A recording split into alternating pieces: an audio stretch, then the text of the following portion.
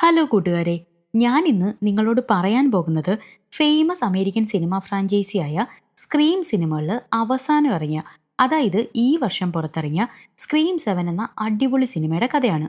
ഇതിനു മുമ്പ് മൊത്തം 6 സിനിമകൾ ഈ ഫ്രാഞ്ചൈസിയിൽ നിന്ന് ഇറങ്ങിയിട്ടുണ്ടെങ്കിലും ഈ സിനിമ കാണാനോ മനസ്സിലാക്കാനോ അതൊന്നും കാണേണ്ട ആവശ്യമില്ല കേട്ടോ. എങ്കിലും അത്യാവശ്യം നിങ്ങൾ അറിഞ്ഞിരിക്കേണ്ട ചില കാര്യങ്ങളുണ്ട്. അത് ഞാനൊന്ന് ചുരുക്കി പറഞ്ഞുതരാം. ഈ സ്ക്രീം സിനിമകളിലെ നായികയാണ് സിഡ്നി പ്രസ്കോട്ട്. അവള് കോളേജിൽ പഠിക്കുന്ന സമയത്താണ് സിഡ്നിയുടെ അമ്മ മൗറിൻ ഒരു ദുരൂഹ സാഹചര്യത്തിൽ കൊല്ലപ്പെടുന്നത്. എന്നാൽ മൗറിൻ മരിച്ചു ഒരു കൊല്ലം കഴിയുമ്പോൾ പ്രേതത്തിന്റെ മുഖംമൂടി ധരിച്ച ഒരു കൊലയാളി ആ നാട്ടിലെ പെൺകുട്ടികളെ കൊല്ലാൻ തുടങ്ങും. കൊല്ലുന്നതിന് മുമ്പ് ഈ കൊലയാളി ഇരയെ വിളിച്ചിട്ട് നമുക്കൊരു ഗെയിം കളിച്ചാലോ എന്ന് ചോദിക്കും. ആദ്യമായി കൊല്ലപ്പെട്ടത് നമ്മുടെ നായിക സിഡ്നിക്കൊപ്പം പഠിക്കുന്ന കാസിയും അവളുടെ കാമുകനുമാണ്. കൊലയാളി ഗെയിം കളിച്ചാലോ എന്ന് ചോദിക്കുമ്പോൾ നമ്മൾ താല്പര്യമില്ലെന്ന് പറഞ്ഞാലും ഈ കൊലയാളി കൊല്ലും കേട്ടോ. അങ്ങനെ 2-3 പേര് കൊന്ന ശേഷം കൊലയാളിയുടെ അടുത്തിര നമ്മുടെ സിഡ്നി ആകും. അവളെയും ഫോൺ വിളിച്ച് ഹലോ സിഡ്നി, നമുക്കൊരു ഗെയിം കളിച്ചാലോ എന്ന് കൊലയാളി ചോദിക്കും. ഇതിനിടെ സിഡ്നിയുടെ ഫ്രണ്ട് സ്റ്റൂമാച്ചന്റെ വീട്ടിൽ ഒരു പാർട്ടിക്ക് പോകുമ്പം സിഡ്നിയുടെ ബെസ്റ്റ് ഫ്രണ്ടായ ടാൻഡൻ റെയിലിയെയും ഈ മുഖം മൂടിക്കാരൻ കൊല്ലും. എന്നിട്ട് സിഡ്നിയെ കൊല്ലാൻ വരുമ്പോഴാണ് കൊലയാളി ഒരാളല്ല 2 പേരാണെന്ന് അവൾക്ക് മനസ്സിലാവുന്നത്. അതും കാമുകൻ ബില്ലിയും കൂട്ടുകാരൻ സ്റ്റൂമാച്ചറുമാണ് കൊലയാളികൾ. എന്തായാലും നമ്മുടെ സിഡ്നി രണ്ടിന്റെയും കഥ തീർക്കും. ഇവന്മാര് രണ്ടും നല്ല ഒന്നാം തരം സൈക്കോകളായിരുന്നു കേട്ടോ. ഇവര് തന്നെയാണ് ഒരു കൊല്ലം മുമ്പ് സിഡ്നിയുടെ അമ്മ മൗറിനെയും കൊന്നത്. പിന്നെ ഈ സിനിമകളിലെ ഇമ്പോർട്ടൻ്റ് ആയ മറ്റൊരു കഥാപാത്രമാണ് ഗെയില്. അവരൊരു ന്യൂസ് റിപ്പോർട്ടറാണ്. പക്ഷേ ആൾക്ക് ചെറിയൊരു കുഴപ്പമുണ്ട്. മൈക്ക് കയ്യിലെടുത്ത് ക്യാമറ കണ്ടു കഴിഞ്ഞാൽ പിന്നെ വായിൽ നിന്ന് എന്തെങ്കിലുമൊക്കെ ഞൊരച്ച ചോദ്യങ്ങൾ വരും. സിഡ്നിയുടെ അമ്മ മൗറിന്റെ കൊലപാതകത്തെക്കുറിച്ച് ഗെയിൽ ഒരു ബുക്ക് എഴുതുന്നുണ്ടായിരുന്നു. അതുമായിട്ട് ബന്ധപ്പെട്ട് 2-3 തവണ അവൾ സിഡ്നിയെ കാണാൻ പോകും. ഞാൻ പറഞ്ഞല്ലോ, മൈക്ക് കിട്ടിയ പിന്നെ എന്താണെന്നറിയത്തില്ല, ഗെയിലിന്റെ വായിന്ന് എന്തേലുമൊക്കെ കിരിപ്പ് പുറത്തേക്ക് വരും. അതുകൊണ്ട് തന്നെ സിഡ്നിയുടെ കയ്യിൽ നിന്ന് മുഖത്തിനിട്ട് നല്ലത് കിട്ടുകയും ചെയ്തിട്ടുണ്ട്. ആദ്യം രണ്ടുകൂടി വഴക്കായിരുന്നേലും പിന്നീട് നല്ല കൂട്ടാവും. സിഡ്നിയെ പിന്നീട് അവളുടെ കാമുകൻ ബില്ലിയുടെ അമ്മയും അവർ അഡോപ്റ്റ് ചെയ്ത മിക്കിയും കൂടെ പ്രേതം മുഖം മൂടിയിട്ട് കൊല്ലാൻ ശ്രമിക്കും. അവരെ രണ്ടിനെയും സിഡ്നിയും ഗെയിലും പിന്നെ നേരത്തെ മൗറിന്റെ കൊലപാതകത്തിൽ ആദ്യം അറസ്റ്റ് ചെയ്ത കാർട്ടനും ചേർന്ന് കൊല്ലും. അതും കഴിഞ്ഞ് ഈ സ്ക്രീം 6 വരെ സിഡ്നിക്ക് നേരെ പ്രേത മുഖംമൂടികളുടെ ആക്രമണങ്ങളുണ്ടാവും. സിഡ്നി അവരെ കൊല്ലും. ഈ അനുഭവങ്ങളൊക്കെ സിഡ്നി പുസ്തകങ്ങളാക്കി പ്രസിദ്ധീകരിച്ചപ്പോൾ അത് വാങ്ങാനും ഒരുപാട് ആരാധകരുണ്ടായിരുന്നു. ഗെയിലും ഈ കഥകൾ പിന്നീട് മറ്റ് ക്രൈം ത്രില്ലറും ഒക്കെ ആയിട്ട് പുസ്തകങ്ങളാക്കി ഇറക്കി ഫേമസ് ആണ്. ഇതുകൂടാതെ ഓരോ തവണ സിഡ്നിക്ക് നേരെ ഉണ്ടാകുന്ന ആക്രമണങ്ങൾ ഒരു സിനിമാ കമ്പനി സ്റ്റാർ മൂവീസ് എന്ന പേരിൽ സിനിമകളാക്കി ഇറക്കിയിരുന്നു. പിന്നിപ്പം അതൊരു സീരീസ് ആയിട്ടും ഇറങ്ങിയിട്ടുണ്ട്. പിന്നൊരു കാര്യം, ഈ സിനിമകളിലെ കൊലയാളി ആരാണെന്ന് നമുക്ക് ഒരിക്കലും ഊഹിക്കാൻ പറ്റത്തില്ല കേട്ടോ. പാല് കൊണ്ടുവരുന്ന ചേട്ടൻ തൊട്ട് തോളിൽ കൈയിട്ട് നടക്കുന്ന കൂട്ടുകാരൻ വരെയാവും കൊലയാളി. ചിലപ്പോൾ ഈ കഥ പറയുന്ന ഞാൻ വരെ ആവാൻ ചാൻസ് ഉണ്ട്. ഞാനല്ല കേട്ടോ, എനിക്ക് കൈ ഇരുന്ന് ചോര കുടിക്കുന്ന കൊതുകിനെ കൊല്ലാൻ വരെ മടിയാ. മടിയല്ല, ഞാൻ അത്രയ്ക്ക് പാവമാ. അപ്പോൾ ഇത്രയേ ഉള്ളൂ. അടുത്ത ബെല്ലോട് കൂടി നമുക്ക് സ്ക്രീം 7 കണ്ടു തുടങ്ങാം. അതിനു മുമ്പൊരു കാര്യം, വീഡിയോ കാണുന്ന കൂട്ടുകാരെല്ലാവരും ദയവ് ചെയ്ത് നമ്മുടെ ചാനൽ ഒന്ന് സബ്സ്ക്രൈബ് ചെയ്യണം. പിന്നെ ഈ വീഡിയോ നിങ്ങൾക്ക് ഇഷ്ടമായ ലൈക്സ്, കമൻറ്റ്സ് എന്നിവ വാരി വിതറാനും മറക്കരുത്. ആദ്യമായിട്ട് ഈ കൊലപാതക പരമ്പരകൾ തുടങ്ങി വെച്ച ബില്ലിയും സ്റ്റൂമാച്ചറും മരിച്ച സ്റ്റൂമാച്ചറിന്റെ മാച്ചർ ഹൗസ് ഉണ്ടല്ലോ, അതിപ്പം സ്റ്റാർ പ്രൊഡക്ഷൻ കമ്പനി ഏറ്റെടുത്തു. എന്നിട്ട് അവർ ആ വീടൊക്കെ റിനോവേറ്റ് ചെയ്തിട്ട് സ്റ്റാബ് സിനിമകളുടെ ആരാധകർക്ക് വേണ്ടിയിട്ട് ഒരു രാത്രി താമസിക്കാൻ ഹൊറർ വൈബൊക്കെ സെറ്റ് ചെയ്ത് ആ വീട് മാറ്റിയെടുത്തിട്ടുണ്ട്. അവിടെ ഒരു രാത്രി താമസിക്കാനായിട്ട് കാമുകി മാഡിസനെയും കൂട്ടി വന്നതാണ് സ്റ്റാബ് സിനിമകളുടെ കടുത്ത ആരാധകനായ സ്കോട്ട്. ഇവരാണ് ഈ വീട്ടിലെ ആദ്യത്തെ ഗസ്റ്റുകളും. സ്കോട്ട് വന്ന പാടെ തന്നെ മാഡിസനെയും കൊണ്ട് ഫോട്ടോകൾ എടുക്കാൻ തുടങ്ങും. സത്യം പറഞ്ഞാൽ ഇതുപോലൊരു വീട്ടിൽ ഒരു രാത്രി എന്നല്ല, ഒരു 5 മിനിറ്റ് പോലും നിൽക്കാൻ മാഡിസന് താല്പര്യമില്ലായിരുന്നു. അതവള് പറയുന്നുണ്ടെങ്കിലും സ്കോട്ട് അതൊന്നും മൈൻഡ് ചെയ്യാതെ ബില്ലി മരിച്ചു കിടന്നെടുത്തും സ്റ്റൂമാച്ചർ കിടന്നെടുത്തും ഒക്കെ പോയിട്ട് അതുപോലെ കിടന്ന് ഫോട്ടോ എടുക്കുവാണ്. അപ്പോഴാണവൻ, നിനക്കൊരു കാര്യം അറിയാവോ, എല്ലാവരും കരുതിയിരിക്കുന്നത് അന്ന് സിഡ്നി പ്രസ്കോട്ട് സ്റ്റൂമാച്ചറിനെ കൊന്നെന്നാണ്. പക്ഷേ തലയിൽ TV വീണെങ്കിലും സ്റ്റൂമാച്ചർ മരിച്ചിട്ടില്ലായിരുന്നു. അവൻ ഇപ്പോഴും എവിടെയൊക്കെയോ ജീവനോടെയുണ്ട്. ചിലപ്പോൾ അടുത്തിരെ നോക്കി നടക്കുമായിരിക്കും. മിക്കവാറും അവൻ്റെ വീട്ടിൽ താമസിക്കാൻ വന്ന നമ്മൾ തന്നെ ആയിരിക്കും അവൻ്റെ അടുത്തിര എന്നൊക്കെ പറഞ്ഞിട്ട് അവളെ പേടിപ്പിക്കും. ഇതെല്ലാം കേട്ട് പേടിക്കുന്നുണ്ടെങ്കിലും വന്ന സ്ഥിതിക്ക് അവിടെയൊക്കെ ഒന്ന് കണ്ടു നോക്കാമെന്നും കരുതി മാഡിസൺ ഒരു മുറിയിലേക്ക് കയറിയതും പെട്ടെന്ന് മുഖംമൂടി ധരിച്ച ഒരു രൂപം കയ്യിലിരിക്കുന്ന കത്തി വെച്ച് അവളെ കുത്താനായിട്ട് ഇങ്ങനെ ഉയർത്തും. ഇത് കണ്ട് മാഡിസൺ, സ്റ്റൂ മരിച്ചിട്ടില്ലേ, എന്നെ കൊല്ലാൻ വരുന്നതെന്നും പറഞ്ഞ് അലറി കരഞ്ഞുകൊണ്ട് വീടിന് പുറത്തേക്ക് ഓടും. അപ്പോഴാണ് ലഗേജുമായിട്ട് സ്കോട്ട് അകത്തേക്ക് വരുന്നത്. മാഡിസൺ ബഹളം വെക്കുന്നത് കേട്ടിട്ട് ഉള്ളിലൊരു പേടി തോന്നുന്നുണ്ടെങ്കിലും അവൻ ആ മുറിയിലേക്ക് കയറി നോക്കും. സംഗതി മാഡിസൺ പറഞ്ഞത് സത്യമാണ്. പക്ഷെ ആ കത്തിയുമായിട്ട് നിൽക്കുന്നത് മനുഷ്യനല്ല, മോഷൻ സെൻസറുള്ള ഒരു പ്രതിമയാണ്. മാഡിസൺ വല്ലാതെ പേടിച്ചിരിക്കുന്നത് കണ്ട് സ്കോട്ട്, നിനക്ക് പേടിയാണെങ്കിൽ നമുക്കിവിടെ നിന്നും പോകാമെന്ന് പറയും. പക്ഷേ രാത്രി ഒരുപാടായോണ്ടും ഇനി ഒത്തിരി ദൂരം തിരിച്ച് ഡ്രൈവ് ചെയ്യുന്നോണ്ടും കുഴപ്പമില്ല, ഇന്നിവിടെ നിൽക്കാമെന്ന് അവൾ സമ്മതിക്കും. അങ്ങനെ അവർ അടുക്കളയിലേക്ക് പോകുമ്പോഴാണ് പെട്ടെന്ന് അവിടെ ഇരിക്കുന്ന ഫോണിലോട്ട് ഒരാൾ വിളിക്കുന്നത്. എന്നിട്ട് പഴയ കില്ലറിന്റെ സ്വരത്തിൽ, ഹലോ സ്കോട്ട്, നിന്നോട് ഞാൻ 3 ചോദ്യങ്ങൾ ചോദിക്കാൻ പോവുകയാണ്. എന്തെങ്കിലും ഒരു ഉത്തരം തെറ്റിയാൽ നിന്നെയും നിന്റെ കാമുകി മാഡിസനെയും ഞാൻ കൊന്നുകളയുമെന്ന് പറയും. പേടിക്കാനൊന്നുമില്ല, വിളിച്ചത് കില്ലറൊന്നുമല്ല, കമ്പനി ഒരു വൈബിന് വേണ്ടി ചെയ്തതാണ്. താമസം ഇഷ്ടമായ 5 സ്റ്റാർ റേറ്റിംഗ് നൽകാൻ മറക്കരുതെന്നും പറഞ്ഞ് അവർ കോള് കട്ടാക്കും. ഇപ്പോൾ മാഡിസന്റെ പേടിയൊക്കെ മാറി. അതുകൊണ്ട് ഞാനൊന്ന് മുള്ളിട്ട് വരാമെന്നും പറഞ്ഞ് സ്കോട്ട് ബാത്റൂമിലേക്ക് പോകുമ്പോഴാണ് ആരോ അൺനോൺ നമ്പറിൽ നിന്ന് മാഡിസന്റെ ഫോണിലേക്ക് വിളിക്കുന്നത്. ഹലോ മാഡിസൺ, ഞാനാണ് സ്റ്റൂമാച്ചർ. നീ ഇപ്പോൾ നിൽക്കുന്നത് എൻ്റെ വീട്ടിലാണ്. നിന്റെ കാമുകൻ സ്കോട്ട് പറഞ്ഞ പോലെ ഞാൻ മരിച്ചിട്ടില്ല. വർഷങ്ങൾക്ക് ശേഷമുള്ള എൻ്റെ ആദ്യത്തെ ഇര നിങ്ങളാണെന്ന് വിളിച്ചയാൾ പറയും. പക്ഷെ മാഡിസൺ കരുതുന്നത് ഇതവളെ പേടിപ്പിക്കാനായിട്ട് സ്കോട്ട് വിളിച്ചതാണെന്നാണ്. അതുകൊണ്ട് മാഡിസൺ ചിരിച്ചുകൊണ്ട്, മുള്ളിക്കഴിഞ്ഞെങ്കിൽ എൻ്റെ സൈക്കോ വേഗം വാ, എനിക്ക് വിശക്കുന്നുണ്ടെന്ന് പറയും. എന്നാൽ വിളിച്ചയാൾ വീണ്ടും നിന്നെ കൊല്ലൂടി, നിന്റെ കാമുകനെയും കൊല്ലൂടി എന്നൊക്കെ പറയുന്നത് കേട്ടിട്ട് മാഡിസന് ദേഷ്യം വരും. വെച്ചിട്ട് പോടാ ഭ്രാന്താന്നും പറഞ്ഞ് അവൾ കോള് കട്ട് ചെയ്യുമ്പോഴാണ് അപ്പുറത്തെ മുറിയിൽ നിന്നും എന്തൊക്കെയോ ചില ബഹളങ്ങൾ കേൾക്കുന്നത്. മാഡിസൺ പോയി നോക്കുമ്പോൾ പ്രത്യേകിച്ചൊന്നുമില്ല, നേരത്തെ മുറിയിൽ കണ്ട അതേ പ്രതിമ ഈ മുറിയിലുണ്ട്. പേടിച്ചു പോയല്ലോ എന്നും പറഞ്ഞ് അവൾ തിരിയുമ്പം പ്രേത മുഖംമൂടി ധരിച്ച ഒരു മനുഷ്യൻ അവളുടെ പിറകിൽ നിൽക്കുന്ന കാണും. മാഡിസൺ അയാളുടെ മുഖത്തിട്ടൊന്ന് കൊടുക്കുമ്പോഴാണ് തല്ലല്ലേ ഇത് ഞാനാന്നും പറഞ്ഞ് സ്കോട്ട് മുഖത്തെ മാസ്ക് മാറ്റുന്നത്. പക്ഷെ അപ്പോഴാണ് മുൻപിൽ നിൽക്കുന്ന പ്രതിമ അനങ്ങിയത് അവൻ കാണുന്നത്. ഇത് അനങ്ങിയെന്ന് മാഡിസണോട് പറഞ്ഞിട്ട് അതിൻ്റെ മുഖംമൂടി മാറ്റി നോക്കാനായിട്ട് സ്കോട്ട് മുന്നോട്ട് ചെല്ലുമ്പോൾ ആ രൂപം കയ്യിലിരിക്കുന്ന കത്തി വെച്ച് അവനെ അറഞ്ചം പുറഞ്ഞും കുത്തിക്കൊല്ലും. അപകടം മനസ്സിലായി ഓടി രക്ഷപ്പെടാനായിട്ട് മാഡിസൺ ശ്രമിക്കുമെങ്കിലും ആ രൂപം അവളെ ആക്രമിച്ചിട്ട് പെട്രോള് ആ വീട് മൊത്തം ഒഴിച്ച് ആ വീടും അതിൽ കുത്തേറ്റ് കിടക്കുന്ന സ്കോട്ടിനെ മാഡിസനെ അടക്കം കത്തിച്ചിട്ട് ആ വീടിന് പുറത്തേക്കിറങ്ങും. അവിടുന്നാണ് നമ്മുടെ സിനിമ സ്ക്രീം 7 തുടങ്ങുന്നത്. ഇനിയാണ് നായിക സിഡ്നിയെ കാണിക്കുന്നത്. അവളിപ്പം പഴയ കോളേജ് സ്റ്റുഡൻ്റ് ഒന്നുമല്ല. ഭർത്താവ് മാർക്കിനും 3 കുട്ടികൾക്കുമൊപ്പം നാട്ടിൽ വലിയൊരു കോഫി ഷോപ്പൊക്കെ നടത്തി കുഞ്ഞുകുട്ടി പരാധീനതകളുമായിട്ട് സമാധാനത്തോടെ ജീവിക്കുകയാണ്. ഭർത്താവ് മാർക്ക് ഒരു പോലീസ് ചീഫാണ് കേട്ടോ. സിഡ്നിയുടെ ബെസ്റ്റ് ഫ്രണ്ട് ടാൻഡൻ റെയിലിയുടെ ഓർമ്മയ്ക്കായിട്ടാണ് മൂത്ത കുട്ടിക്ക് ടാൻഡോ എന്ന് പേരിട്ടിരിക്കുന്നത്. പക്ഷേ ടാൻഡത്തിന് അതൊട്ടും ഇഷ്ടമില്ല. സ്റ്റാർ മൂവീസ് അവളും കണ്ടിട്ടുണ്ടായിരുന്നു. അതുകൊണ്ട് തന്നെ മരിച്ചുപോയ ഒരാളുടെ പേരിടാതെ ധീരമായി പൊരുതി സർവൈവ് ചെയ്ത ആരുടെയും പേരിട്ടൂടെ എന്ന് ചോദിച്ച് ടാൻഡം എപ്പോഴും സിഡ്നിയോട് വഴക്കിടും. ഇനി ഇളയ 2 കുട്ടികളാണെങ്കിൽ വെക്കേഷൻ ആയതുകൊണ്ട് മാർക്കിൻ്റെ അമ്മയ്ക്കൊപ്പം നിൽക്കാനായിട്ട് പോയിരിക്കുകയാണ്. കുട്ടികളൊക്കെ ആയ ശേഷം സിഡ്നി അവിടെ പുസ്തകം എഴുത്തൊക്കെ മാറ്റി വെച്ചിട്ട് അധികം ആരാലും ശ്രദ്ധിക്കപ്പെടാത്ത രീതിയിൽ ന്യൂയോർക്ക് വിട്ട് പൈൻ ഗ്രോവ് എന്ന ചെറിയ ടൗണിലാണ് താമസിക്കുന്നത്. ഇനി നമ്മുടെ ടാൻഡത്തിനൊരു ബോയ് ഫ്രണ്ട് ഉണ്ട്. രാത്രി സ്വന്തം വീട്ടിൽ ഒറ്റയ്ക്ക് കിടന്ന് ബോറടിച്ച ടാൻഡത്തിന്റെ ബോയ് ഫ്രണ്ട് ബെന്ന് ആരും അറിയാതെ ജനലി വഴി അവളുടെ മുറിയിലേക്ക് ചെല്ലും. എന്നാൽ അവരൊന്ന് പ്രേമിക്കാൻ തുടങ്ങിയതും സിഡ്നി വാതിലും തുറന്ന് അകത്തേക്ക് വരും. ബെൻ സിഡ്നി കണ്ടില്ലെന്ന് കരുതി കട്ടിലിനടിയിലേക്ക് ഒളിക്കുമെങ്കിലും ഡാ മോനെ ഞാൻ കണ്ട്, ഒളിച്ചിരുന്ന് ബുദ്ധിമുട്ടുണ്ടാന്നും പറഞ്ഞ് സിഡ്നി അവനെ വിളിക്കും. തൂക്കിയെന്ന് മനസ്സിലാക്കിയ ബെൻ ഒരു ചിരി പാസാക്കിയിട്ട്, ഒന്നും തോന്നരുത്, രാത്രിയായോണ്ട് നിങ്ങളൊക്കെ ഉറങ്ങിക്കാണും, അതുകൊണ്ട് ബെല്ലടിപ്പിച്ച് നിങ്ങൾക്കൊരു ബുദ്ധിമുട്ടുണ്ടാക്കണ്ടെന്ന് കരുതിയ ജനൽ വഴി വന്നേന്ന് പറയുമ്പം, എന്തായാലും നീ ബുദ്ധിമുട്ടിച്ചില്ലേലും ഇപ്പം ഞാൻ ഉണർന്നില്ലേ, ആ സ്ഥിതിക്ക് മുൻവശത്തെ വാതിൽ വഴി തന്നെ നിന്നെ പുറത്തേക്ക് വിടാം, കൂടെ വരാൻ പറഞ്ഞ് അവൾ പുറത്തേക്കിറങ്ങും.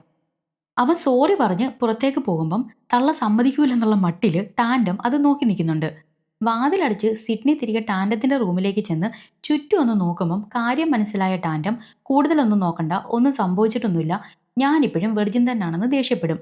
ടാൻഡത്തിന്റെ ബോയ് ഫ്രണ്ട് ബെന്നിനെ സിഡ്നിക്ക് ഇഷ്ടമില്ല. പഴയ കാര്യങ്ങളുടെ ഒരുപാട് ട്രോമകൾ സിഡ്നിക്ക് ഉണ്ടാക്കിയിട്ടുണ്ട്. പണ്ട് ബില്ലിയും മിക്കിയും ഒക്കെ സൈക്കോകളായിട്ട് സിഡ്നിയെ ആക്രമിച്ച പോലെ ബെൻ ടാൻഡത്തിനെ കൊല്ലാൻ ശ്രമിക്കുമെന്ന് സിഡ്നിക്ക് നല്ല പേടിയുണ്ട്. അതുമല്ല, ടാൻഡത്തിനെ പുറത്തൊന്നും വിടാതെ ഭയങ്കര സ്ട്രിക്റ്റ് ആയിട്ടാണ് സിഡ്നി വളർത്തുന്നത്. ഇൻസ്പെക്ഷനൊക്കെ കഴിഞ്ഞ് തിരികെ റൂമിലെത്തിയ സിഡ്നിയോട് ഭർത്താവ് മാർക്ക് ചിരിച്ചുകൊണ്ട്, നിനക്ക് വേറെ പണിയൊന്നുമില്ലേ, എപ്പോഴും എന്തിനാ ഇങ്ങനെ ടാൻഡത്തിന്റെ പുറകെ നടക്കുന്നതെന്ന്, ചുമ്മാ അവളെ വെറുപ്പിക്കാൻ നിൽക്കരുതെന്ന് ഉപദേശിക്കും.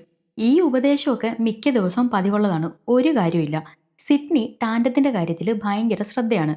ഞാൻ ജീവിച്ചിരിക്കുമ്പോൾ ഒരാളും ടാൻഡത്തിന്റെ അടുത്തേക്ക് വരാൻ സമ്മതിക്കത്തില്ല, പ്രത്യേകിച്ച് ആ ബെന്നിനെ. അവനെ കണ്ടാലേ അറിയാം എന്തോ ഒരു കള്ളത്തരം ഉണ്ടെന്നൊക്കെ സിഡ്നി ചിരിച്ചുകൊണ്ട് മാർക്കിനോട് പറയും. പിള്ളേരൊക്കെ വളർന്നുകൊണ്ട് വീടിനോട് ചേർന്ന് അവർ കൂടി പുതിയ മുറികൾ ആ വീട്ടിൽ പണിയുന്നുണ്ട്. ജോലിക്ക് പോകുന്നതിന് മുമ്പ് മാർക്ക് പോയി അതൊക്കെ ചെക്ക് ചെയ്തിട്ട് പണിക്കാർക്ക് വേണ്ട നിർദ്ദേശങ്ങളൊക്കെ കൊടുക്കും. രാവിലെ സിഡ്നി അവിടെ കോഫി ഷോപ്പിൽ നിൽക്കുമ്പോഴാണ് അവളുടെ വീടിനപ്പുറം താമസിക്കുന്ന ലൂക്കസ് കടയിലേക്ക് വരുന്നത്. ലൂക്കസും ടാൻഡോവും ഒരുമിച്ചാണ് പഠിക്കുന്നത്. അതുമല്ല, അവർ തമ്മിൽ നല്ല കൂട്ടുമാണ്. ലൂക്കസിന് ടാൻഡത്തിനേക്കാൾ അടുപ്പം സിഡ്നിയോടാണ്. സിഡ്നിക്കും അവന് വലിയ കാര്യമൊക്കെ കേട്ടോ. ലൂക്കസ് സിഡ്നിയുടെ പുസ്തകങ്ങളുടെയും ഈ സ്റ്റാബ് മൂവീസിൻ്റെയും ഒക്കെ വലിയൊരു ആരാധകനാണ്. അവൻ എപ്പോഴും സിഡ്നിയുടെ അടുത്തുനിന്ന് ഈ കഥകളൊക്കെ കേൾക്കുന്നത് വലിയ ഇഷ്ടമായതുകൊണ്ട് എപ്പോഴും അതിനെക്കുറിച്ച് ഇങ്ങനെ അവളോട് ചോദിച്ചുകൊണ്ടിരിക്കും. ലൂക്കസിനും ടാൻഡത്തിനും ഒക്കെ സ്കൂൾ ഓഡിറ്റോറിയത്തിൽ നാടകത്തിന്റെ റിഹേഴ്സൽ നടന്നുകൊണ്ടിരിക്കുക. അതുകൊണ്ട് എല്ലാവർക്കും വേണ്ട കാപ്പി വാങ്ങിക്കാനായിട്ട് വന്നതാണ് ലൂക്കസ്. അപ്പോഴാണ് ലൂക്കസിന്റെ അമ്മ ജെസീക്ക അവിടേക്ക് വരുന്നത്. ലൂക്കസിൽ ഇപ്പം ടി വിയിൽ നടന്നുകൊണ്ടിരിക്കുന്ന പുതിയ സ്റ്റാബ് മൂവീസിന്റെ ഒരു സീരീസ് ഉണ്ട്. അതിനെക്കുറിച്ച് സിഡ്നിയോട് ചോദിക്കുമ്പം ജെസീക്ക അവനെ വഴക്ക് പറഞ്ഞിട്ട് സ്കൂളിലേക്ക് പോകാൻ പറയും. സിഡ്നിക്ക് ആ സംഭവങ്ങളൊക്കെ ഇപ്പോഴും ട്രോമ ഉണ്ടാക്കുന്നുണ്ടെന്നുള്ള കാര്യം ജെസീക്കയ്ക്ക് അറിയാം. നിലവിലിപ്പോൾ ജെസീക്കയാണ് സിഡ്നിയുടെ ആകെയുള്ള ഒരു ഫ്രണ്ട്. സിഡ്നി ടാൻഡുമായിട്ടുള്ള വഴക്കൊക്കെ ജെസീക്കയായിട്ട് ഷെയർ ചെയ്യാറുണ്ട്. എന്നാൽ മാർക്കിൻ്റെ അതേ അഭിപ്രായം തന്നെയാണ് ജെസീക്കയ്ക്കും. സിഡ്നി ടാൻഡത്തിനെ ഇങ്ങനെ ഓവറായിട്ട് പ്രൊട്ടക്റ്റ് ചെയ്താൽ അവൾക്കൊരു പ്രശ്നം ഉണ്ടായാൽ പോലും അതെങ്ങനെ സോൾവ് ചെയ്യേണ്ടതെന്ന് അറിയാൻ പറ്റത്തില്ല. അതുകൊണ്ട് അവളെ സ്വതന്ത്രമായിട്ട് വിടാൻ ജെസീക്കയും സിഡ്നി ഉപദേശിക്കും. പക്ഷേ ആരെന്തൊക്കെ പറഞ്ഞാലും സിഡ്നി ഒരിക്കലും മാറാൻ പോകുന്നില്ല. ജെസീക്ക ഈ പറയുന്നതും സിഡ്നിക്ക് ഇഷ്ടപ്പെടുന്നില്ല. ടാൻഡത്തിന്റെ ബെസ്റ്റ് ഫ്രണ്ടാണ് ഹന്നയും ക്ലോയും. ക്ലോയ്ക്കാണെങ്കിൽ ലൂക്കസിനോട് ചെറിയൊരു പ്രേമമുണ്ട്. അത് അവള് തുറന്നു പറയുമ്പം ഈ സ്റ്റാർ മൂവീസ് ഒക്കെ കണ്ട് മൊത്തത്തിൽ കിളി പോയി നടക്കുന്ന അവനെ മാത്രമേ നിനക്ക് പ്രേമിക്കാൻ കിട്ടിയുള്ളൂ എന്ന് ഹന്നയും ടാൻഡോവും കൂടി അവളെ കളിയാക്കും. കിളി പോയാലെന്താ, കാണാൻ നല്ല ക്യൂട്ടല്ലേ, എനിക്കത് മതി. അപ്പോഴാണ് ബെന്ന് കാറുമായിട്ട് അവിടേക്ക് വരുന്നത്. അവനും സ്കൂളിലേക്കാണല്ലോ, അതുകൊണ്ട് 3 പേരും കൂടി അവന്റെ കാറിലേക്ക് കയറും. ഹന്ന ഈ നാടകത്തിൽ ഒരു ഫെയറി പ്രിൻസസ് ആണ്. അതുകൊണ്ട് അവൾക്ക് ഇങ്ങനെ കുറെ പറന്നു വരുന്ന സീനുകളും ഉണ്ട്. പക്ഷേ പ്രാക്ടീസ് തുടങ്ങി കുറേ ദിവസമായെങ്കിലും ആ പറക്കൽ അങ്ങോട്ട് ശരിയാവുന്നില്ല. അതുകൊണ്ട് റിഹേഴ്സൽ കഴിഞ്ഞിട്ടും അവർ കുറച്ചുകൂടി പ്രാക്ടീസ് ചെയ്തിട്ട് പോയാൽ മതിയെന്ന് പറഞ്ഞിട്ട് സാറ് വീട്ടിലോട്ട് പോകും. ഹന്നയ്ക്കൊരു കൂട്ടായിട്ട് ടാൻഡോവും അവിടെ നിൽക്കും. അവൾ വേറൊന്നും കൊണ്ടല്ല നിൽക്കുന്നത്, അത്രയും സമയം കൂടെ ബെന്നിനോട് സംസാരിക്കാമല്ലോ. നിങ്ങൾ പ്രാക്ടീസ് ചെയ്തോ, ഞങ്ങളൊന്ന് പ്രേമിച്ചിട്ട് വരാമെന്നും പറഞ്ഞ് ടാൻഡം കിട്ടിയ ഗ്യാപ്പിൽ ബെന്നിനെയും കൊണ്ട് സ്റ്റേജിനടിയിൽ കോസ്റ്റ്യൂം റൂമുണ്ട്, അവിടേക്ക് പോകും. സിഡ്നിയുടെ ശല്യമില്ലാതെ അവർക്കൊന്ന് സംസാരിക്കാനും പ്രണയിക്കാനും ഒക്കെ പറ്റുന്നത് ഇങ്ങനെ സ്കൂളിൽ വരുമ്പോഴാണ്. സിഡ്നിക്ക് ബെന്നിന് തീരെ ഇഷ്ടമല്ല എന്നുള്ള കാര്യം ബെന്നിനും അറിയാം. ഇന്നലെ അവൻ വീട്ടിൽ വന്നപ്പോൾ സിഡ്നി അപമാനിച്ചു വിട്ടതിന് ടാൻഡോ അവനോട് ക്ഷമ ചോദിക്കുമ്പം അതൊന്നും സാരമില്ല എന്ന് പറഞ്ഞ് ബെൻ അവളെ ആശ്വസിപ്പിക്കും. അപ്പോഴാണ് കടയിലെ ഓഫീസ് റൂമിലിരിക്കുന്ന സിഡ്നിയെ ഫോണിൽ ഒരാൾ വിളിക്കുന്നത്. വീഡിയോ കോൾ എടുത്ത് നോക്കുമ്പം പ്രായമായിട്ടുള്ള സ്റ്റൂ മാച്ചന്റെ രൂപമാണ് സംസാരിക്കുന്നത്. സിഡ്നി അന്തം വിട്ടു നോക്കുമ്പോൾ, എന്താടി ഞെട്ടി നിൽക്കുന്നത്, ഞാൻ മരിച്ചെന്ന് കരുതി സന്തോഷത്തോടെ ജീവിക്കുമല്ലേ, പക്ഷേ നീ സന്തോഷിക്കുന്ന എനിക്കിഷ്ടമല്ലെന്ന് വിളിക്കുന്ന ആൾ പറയുമ്പം അതിന് നീ ഏതാടാന്ന് അവൾ തിരിച്ചു ചോദിക്കും. ഉടനെ വിളിച്ച ആള് ഞാൻ ആരാന്ന് നിനക്ക് അധികം വൈകാതെ മനസ്സിലാവുമെന്ന് പറയും. ഞാനിപ്പം നിന്റെ മോള് നാടകം പ്രാക്ടീസ് ചെയ്യുന്ന ആ സ്ഥലമുണ്ടല്ലോ, ആ ഓഡിറ്റോറിയത്തിൻ്റെ അടുത്ത് നിപ്പുണ്ടെന്നും പറഞ്ഞ് ടാൻഡോ ഉള്ള ഓഡിറ്റോറിയം സിഡ്നിക്ക് കാണിച്ചു കൊടുക്കും. അപകടം മനസ്സിലായ സിഡ്നി വേഗം ടാൻഡത്തിന്റെ സ്കൂളിലേക്ക് പോകാൻ ഇറങ്ങും. പോകുന്ന വഴി അവൾ ഇക്കാര്യം മാർക്കിനെ വിളിച്ചറിയിക്കും. ഇതൊന്നും അറിയാതെ സ്കൂളിൽ ഡ്രസ്സിംഗ് റൂമിലിരിക്കുകയാണ് ടാൻഡോവും ബെന്നും. ഹന്നയും ആരോണും പ്രാക്ടീസ് ചെയ്തുകൊണ്ട് നിൽക്കുമ്പോഴാണ് പെട്ടെന്ന് തൊട്ടടുത്തൊരു ശബ്ദം ആരോൺ കേൾക്കുന്നത്. പിന്നെ നമ്മൾ കാണുന്നത് ഹന്നയെ ഹാർനസ് ഉപയോഗിച്ച് ആരോ അങ്ങോട്ടും ഇങ്ങോട്ടും പറത്തുന്നതാണ്. അവള് പേടിയാകുന്നത് നിർത്തുന്നും പറഞ്ഞ് ആരോണിനോട് ബഹളം വെക്കുമ്പോഴാണ് പ്രേതത്തിന്റെ മുഖംമൂടി ധരിച്ച കറുത്ത ഡ്രസ്സിട്ടൊരു രൂപത്തെ കാണുന്നത്. ആ രൂപം കയ്യിലിരിക്കുന്ന കത്തി വെച്ച് അവളുടെ വയറുൾപ്പെടെ കീറി കുടലൊക്കെ നിലത്തേക്കിടും. വേദന കൊണ്ട് ഹന്ന അലറി കരയുന്നുണ്ടെങ്കിലും ടാൻഡോവും ബെന്നും ഇതൊന്നും കേൾക്കുന്നില്ല. എന്നാൽ സിഡ്നി എത്തുമ്പോഴേക്കും ആ രൂപം ഹന്നയും ആരോണിനെയും കൊന്നു കഴിഞ്ഞിരുന്നു. സിഡ്നി ആ രൂപത്തെ വെടിവെക്കാൻ നോക്കുമെങ്കിലും കൊലയാളി രക്ഷപ്പെടും. അപ്പോഴേക്കും മാർക്കും പോലീസുകാരും അവിടേക്ക് വരും. അവരവിടെ എല്ലാം തിരക്കിയെങ്കിലും കൊലയാളി അപ്പോഴേക്കും രക്ഷപ്പെട്ടായിരുന്നു. ടാൻഡത്തെ കാണാതെ ടെൻഷനായ സിഡ്നി സ്റ്റേജിനടിയിൽ ചെന്ന് അവിടെല്ലാം തട്ടി വിളിക്കുമ്പോഴാണ് ഇതൊന്നും അറിയാതെ ടാൻഡം പുറത്തേക്ക് വരുന്നതും കൂട്ടുകാരി മരിച്ച കാര്യം അറിയുന്നതും. പോലീസ് അവിടെ ഉണ്ടായിരുന്ന ക്ലോയിയെയും ലൂക്കസിനെയും ടാൻഡോം ബെന്നും ഉൾപ്പെടെ എല്ലാ പിള്ളേരെയും ചോദ്യം ചെയ്യും. വീട്ടിലേക്ക് പോയ സാറിനെയും വിളിച്ചു വരുത്തിയിട്ടുണ്ട്. പേരൻസിന്റെ സാന്നിധ്യത്തിലാണ് പിള്ളേരെ ചോദ്യം ചെയ്യുന്നത്. ലൂക്കസ് സാറ് പോയപ്പം തന്നെ വീട്ടിലേക്ക് പോയായിരുന്നു. ക്ലോയിയും അവനൊപ്പം ഇറങ്ങി. പിന്നെ ടാൻഡോം ബെന്നും ആണെങ്കിൽ ഡ്രസ്സിംഗ് റൂമിൽ സംസാരിച്ചിരിക്കുമായിരുന്നു. സിഡ്നിക്ക് അവളെ വിളിച്ചത് സ്റ്റൂ മാച്ചർ അല്ല, അതേതോ AI ആണെന്നുള്ള കാര്യം ഉറപ്പാണ്. അതുകൊണ്ട് തന്നെ അവളുടെ സംശയം മൊത്തം ബെന്നിനെയാണ്. ആ ബെന്നിനെ പിടിച്ചൊന്ന് കുടഞ്ഞാൽ അവൻ തത്ത പറയുന്ന പോലെ എന്താ നടന്നതെന്ന് പറയും. അവനായിരിക്കും ഇതിനെല്ലാം പിന്നിലെന്ന് സിഡ്നി മാർക്കിനോട് പറയുമ്പോൾ അതിനൊരു വഴിയില്ല. കാരണം സാറ് പോയപ്പം മുതൽ ഇപ്പം സിഡ്നി വരുന്നത് വരെ ബെൻ ടാൻഡത്തിനൊപ്പം ഉണ്ടായിരുന്നെന്ന് ടാൻഡം പോലീസിന് മൊഴി കൊടുത്തിട്ടുണ്ട്. ആ സ്ഥിതിക്ക് ഇത് ചെയ്തത് എന്തായാലും ബെന്നാകാൻ ഒരു സാധ്യതയില്ല. എന്നിട്ടും സംശയം മാറാത്ത സിഡ്നി ടാൻഡത്തിന്റെ അടുത്തിരിക്കുന്ന ബെന്നിനടുത്തേക്ക് ചെന്നിട്ട് ഇനി നിന്നെ എൻ്റെ മോളുടെ അടുത്തേക്ക് കണ്ടുപോകരുതെന്നും പറഞ്ഞിട്ട് സിഡ്നി ടാൻഡത്തിനോട് കൂടെ വരാൻ പറയും. ഇത് കേട്ട് ടാൻഡം അവനോട് അമ്മ പറയുന്നതിനൊക്കെ സോറി പറയുമ്പോൾ ബെൻ സാരമില്ല, നീ ഇപ്പോൾ നിന്റെ അമ്മയ്ക്കൊപ്പം പോയിക്കോ, എനിക്ക് പിണക്കമൊന്നുമില്ലെന്ന് പറഞ്ഞ് അവളെ ആശ്വസിപ്പിക്കും. എന്നാൽ ഇത്തവണ അവനെ അപമാനിച്ചത് ടാൻഡത്തിനോട്ടും ഇഷ്ടപ്പെട്ടില്ല. അതും പറഞ്ഞ് അവൾ സിഡ്നിയോട് പൊട്ടിത്തെറിക്കും. ഒന്നാമത് കൂട്ടുകാരെല്ലാവരും ഹന്നയും ആരോണും മരിച്ച വിഷമത്തിൽ ഷോക്കിലിരിക്കുക. അതിനിടയ്ക്ക് അമ്മ ആവശ്യമില്ലാത്ത പ്രഷർ തരരുത്, എല്ലാവരും അമ്മയുടെ കാമുകൻ ബില്ലിയെ പോലല്ലെന്നൊക്കെ അവള് ദേഷ്യപ്പെടുന്നുണ്ട്. കൊലയാളിയുടെ ലക്ഷ്യം ടാൻഡം ആയതുകൊണ്ട് തൽക്കാലം ആരും അറിയാതെ ഇവിടുന്ന് ടാൻഡത്തിനെ കൊണ്ട് മാറി നിൽക്കാനാണ് സിഡ്നിയുടെ പ്ലാൻ. രക്ഷപ്പെട്ട കൊലയാളി ഇവിടെങ്ങാനും വന്നിട്ടുണ്ടോ എന്ന് അറിയാനായിട്ട് മാർക്ക് ആദ്യം പോലീസിനെ വിട്ട് ആ വീട് മൊത്തം ചെക്ക് ചെയ്ത് കുഴപ്പമില്ലെന്ന് ഉറപ്പിച്ചിട്ടാണ് സാധനങ്ങൾ എടുക്കാനായിട്ട് സിഡ്നിയും ടാൻഡത്തിനെയും വീടിനകത്തേക്ക് കയറ്റുന്നത്. എന്നാൽ കൊലയാളി ഈ വീടിന്റെ സീലിംഗിൽ തന്നെ ഒളിച്ചിരിപ്പുണ്ടായിരുന്നു. അയാൾ പതിയെ താഴേക്ക് ഇറങ്ങും. ടാൻഡത്തിന് ഇവിടെ നിന്ന് ഇങ്ങനെ ആരും അറിയാതെ ഒളിച്ചോടുന്നത് ഒട്ടും ഇഷ്ടമല്ല. എവിടേക്കാ പോകുന്നതെന്നെങ്കിലും ഒന്ന് പറയാൻ അവൾ പറയുമ്പം, ഓ എന്നിട്ട് വേണം അതാ കൊലയാളി ബെന്നിനോട് വിളിച്ചു പറയാനല്ലേ എന്ന് സിഡ്നി തിരിച്ചു ചോദിക്കും. ചെല്ലുമ്പോൾ അറിഞ്ഞാൽ മതി, അത്രേ ഉള്ളൂ. ഇതും പറഞ്ഞ് സിഡ്നി പുറത്തേക്ക് ഇറങ്ങുമ്പം അവളുടെ തൊട്ട് പുറകിലായിട്ട് കൊലയാളി നിൽക്കുന്നുണ്ടെങ്കിലും സിഡ്നി കാണുന്നില്ല. ഇനിയും ടാൻഡത്തിന്റെ അടുത്ത് നിന്ന് വഴക്കാവുമെന്നറിയാവുന്ന സിഡ്നി പെട്ടെന്ന് മാർക്കിന്റെ അടുത്തേക്ക് പോകും. മാർക്ക് ഇപ്പം തൽക്കാലം ഇവർക്കൊപ്പം പോകുന്നുണ്ടെങ്കിലും അവിടെ നിൽക്കുന്നില്ല. ഇതിന് പിന്നിൽ ആരാണെന്ന് കണ്ടെത്താനായിട്ട് അയാൾ തിരിച്ചു വരാനാണ് ഉദ്ദേശിക്കുന്നത്. പെട്ടെന്നാണ് ടാൻഡത്തിന്റെ മുറിയിൽ നിന്ന് എന്തൊക്കെയോ താഴെ വീഴുന്ന ശബ്ദം സിഡ്നിയും മാർക്കും കേൾക്കുന്നത്.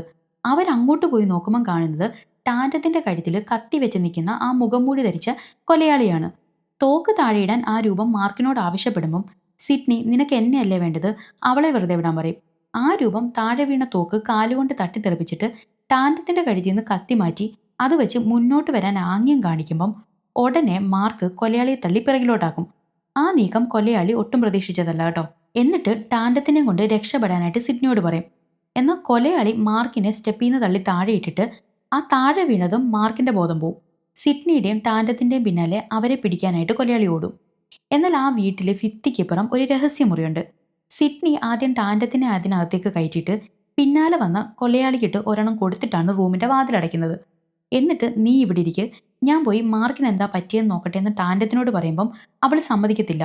ടാൻഡം ആണെങ്കിൽ ഹന്നയുടെ മരണവും ഇപ്പം ഈ കൊലയാളിയെ ആക്രമിക്കാൻ വന്ന് നിൽക്കുന്നതും കണ്ടിട്ട് ആകെപ്പാട് പേടിച്ചിരിക്കുക.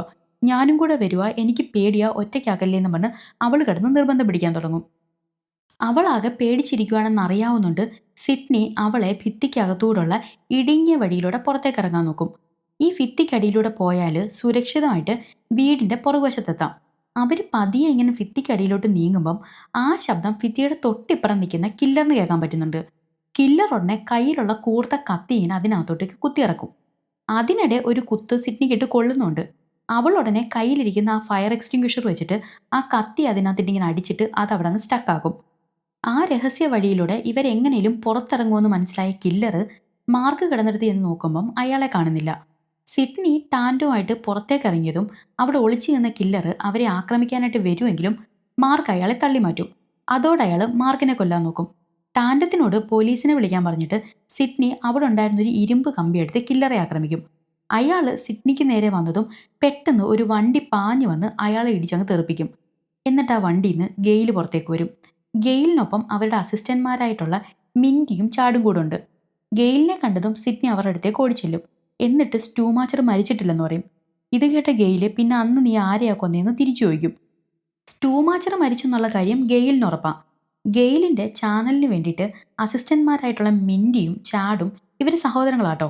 ന്യൂസ് കവർ ചെയ്യാൻ നിൽക്കുമ്പം മിൻറ്റി നീ ഒരു കാര്യം ചെയ്യ്, എൻ്റെ മുഖം വരുന്ന രീതിയിൽ ഇൻട്രോ എടുക്ക്, അങ്ങനെ നമ്മളെ 10 പേർ അറിയട്ടെ എന്ന് പറയും. എന്നാൽ ഇതും കേട്ടോണ്ടാണ് ഗെയിൽ അവിടേക്ക് വരുന്നത്. ഞാൻ പറയാതെ ക്യാമറയ്ക്ക് മുന്നിൽ വന്നാൽ രണ്ടിനെ ഞാൻ വീട്ടിയിരുത്തും, മാത്രമല്ല നല്ല അനുസരണമുള്ള പിള്ളേരെ വെച്ച് ഈ പണി ഏൽപ്പിക്കാൻ എനിക്കറിയാമെന്ന് ദേഷ്യപ്പെടും. കൊലയാളി ആരാന്നറിയാനായിട്ട് മാസ്ക് എടുത്ത് നോക്കുമ്പോഴാണ് സിഡ്നിക്ക് അയാളെ ഓർമ്മ വരുന്നത്. കഴിഞ്ഞ ഒരാഴ്ചയായിട്ട് ഇയാൾ സ്ഥിരമായിട്ട് സിഡ്നിയുടെ കടയിൽ വരുന്നുണ്ടായിരുന്നു. പോലീസിന് അപ്പോഴേക്കും അത് ആരാണെന്നുള്ള ഡീറ്റെയിൽസ് കിട്ടും. ഇയാളുടെ പേര് കാറൽ എന്നാണ്.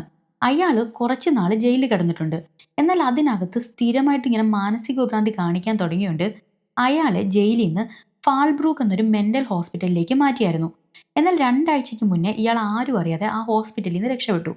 സിഡ്നിക്ക് ഇപ്പോഴും ഇയാൾ തന്നെയാണ് കൊലപാതകി എന്ന കാര്യത്തിൽ അത്ര വിശ്വാസം വരുന്നില്ല. അവൾ ഇപ്പോഴും വിശ്വസിക്കുന്നത് ഇതിനെല്ലാം പിറകിൽ ബെന്നാണെന്നാണ്. അവൾ ചെന്ന് നോക്കുമ്പം അവൻ ആ ആൾക്കൂട്ടത്തിന് നിൽക്കുന്നതും കാണും. ഈ മരിച്ചത് യഥാർത്ഥ കൊലയാളിയൊന്നുമല്ല, ദാണ്ടെ ആ ബെൻ അവിടെ നിൽപ്പുണ്ട്, അവൻ എങ്ങനെ ഇവിടെ എത്തി, ഇവിടെ നടന്ന കാര്യങ്ങൾ അവനെ ആര് വിളിച്ചു പറയാനാ?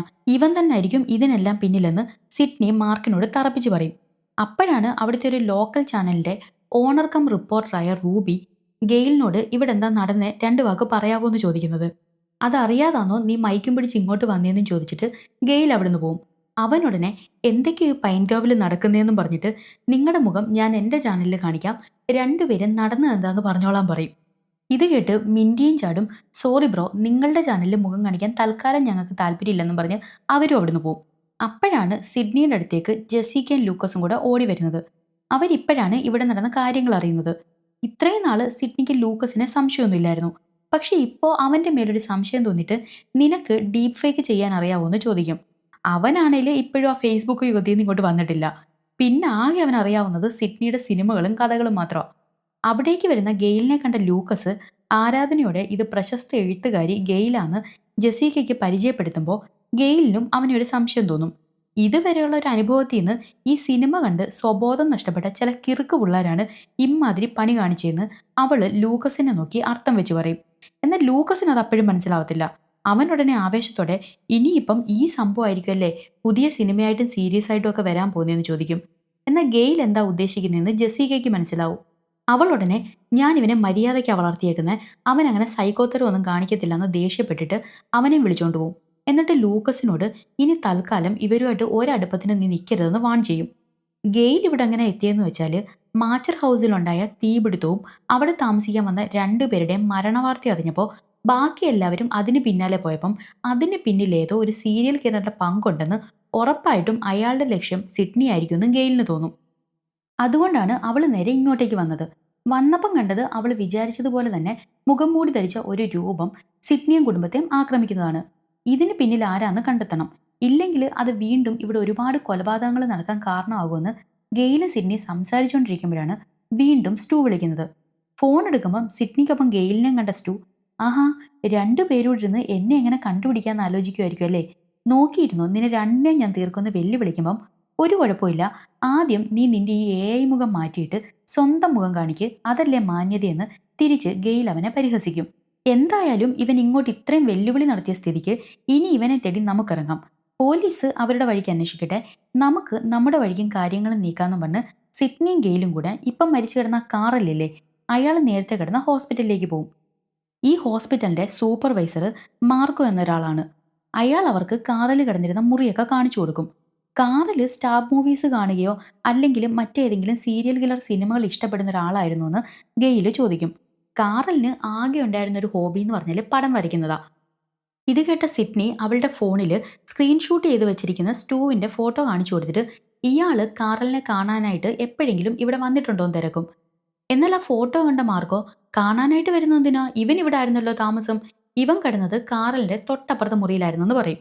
സ്റ്റൂ മാച്ചർ എന്നും പറഞ്ഞ് വിളിക്കുന്നത് ജോൺ എന്നൊരാളാണ്. ഇയാളും ഈ ഹോസ്പിറ്റലിലെ പേഷ്യൻ്റ് ആയിരുന്നു. പക്ഷേ ആൾക്ക് അംനേഷ്യ ആയിരുന്നു കേട്ടോ. ഇവിടെ അഡ്മിറ്റ് ചെയ്തിട്ട് വർഷങ്ങളായി. പക്ഷേ ഈ അഡ്മിറ്റ് ആകുന്ന സമയം ഇയാളുടെ മുഖത്തൊക്കെ മുറിവുകളുമായിട്ട് തിരിച്ചറിയാൻ പറ്റാത്ത അവസ്ഥയിലായിരുന്നു. സ്വന്തം പേര് പോലും ഇയാൾക്ക് ഓർമ്മയില്ല. ഇപ്പം 2 ആഴ്ചയ്ക്ക് മുമ്പാണ് ഇയാളെ ഡിസ്ചാർജ് ചെയ്തത്.